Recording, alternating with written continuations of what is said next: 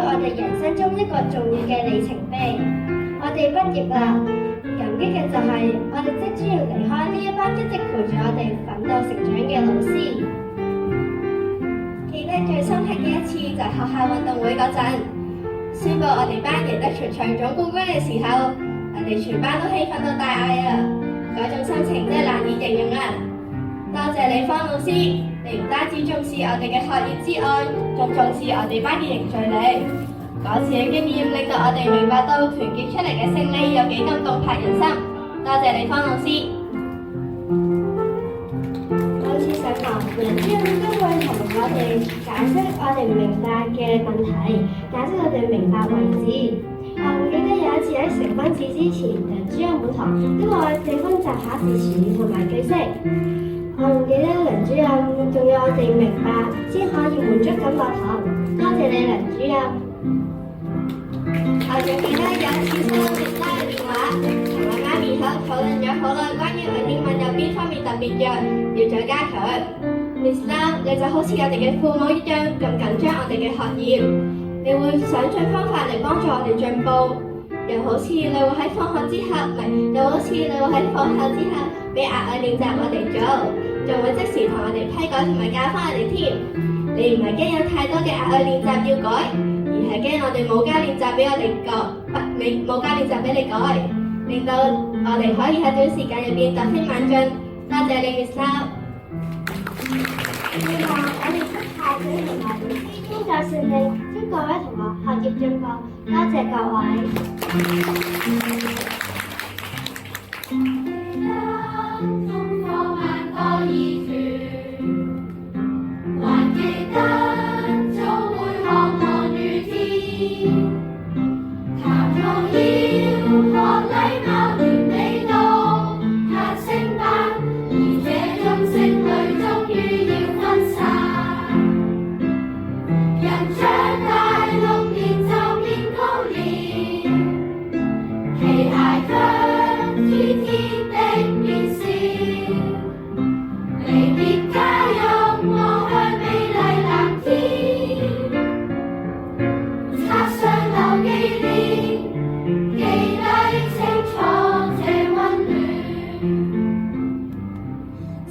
我想代表我哋班多謝我哋嘅班主任馬老師。喺2年入面，我哋一齊經歷過開心、喜悅、傷心嘅事情。而我哋最深刻嘅就係為馬老師舉辦咗生日會。呢個生日會就係屬於我哋6B 嘅回憶㗎咋。我哋喺馬老師生日嗰日，為佢送上驚喜，同佢送上我哋最真摯嘅祝福。馬老師，多謝你用心咁對待我哋，成日陪我哋一齊溫書，耐心咁解釋每一條題目俾我哋聽，直到我哋明白晒嗰啲題目為止。聽完我講之後，小陳你最感激嘅老師係邊個啊？時光飛逝，轉眼間我哋已經度過咗小學6年嘅辛苦。我想感謝我哋嘅英文老師 Miss Chiu， 佢記得有一次我嘅英文考試成績唔理想嘅時候，你就鼓勵我下次再接再厲，唔好放棄。喺5級嘅時候，你就叫其他成績唔理想嘅同學一齊落去試下新溫習，最終我哋完咗佳績。你好似一本教科書，教導我豐富嘅英文知識，好似一條道路帶領我走入英文嘅世界。我要好好趁呢個機會多謝你，多謝你趙老師。我亦都想喺呢個時刻多謝我哋嘅中文老師梁老師，我非常感謝你無私嘅付出同埋教導，俾我哋喺學習嘅路上充滿信心仲有勇氣。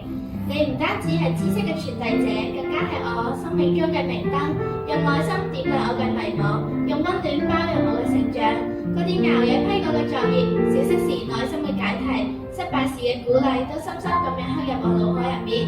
全部都係因為你嘅耕耘同埋付出，先可以成就更美好嘅我。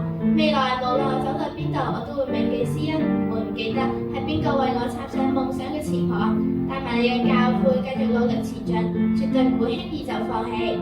最後，我衷心咁同你講一聲多謝你。曹主任，我係今日恭喜你啊！記得平時你對我哋好嚴厲，但係我哋都知道你係想為咗我哋進步。記得喺萬聖節嘅時候，你俾我哋好多糖食，我哋都食得好開心。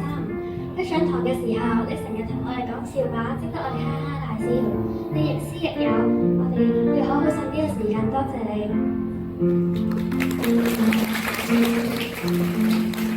我亦都想喺呢個時刻祝母校同你滿滿蒸蒸日上。母校你就好似我哋第二位母親一樣，一直保護住我哋。母校你係我哋嘅避風港，係我哋最堅強嘅後盾。我哋保護我哋一直前進，我哋可以風雨不改咁前進。多謝你。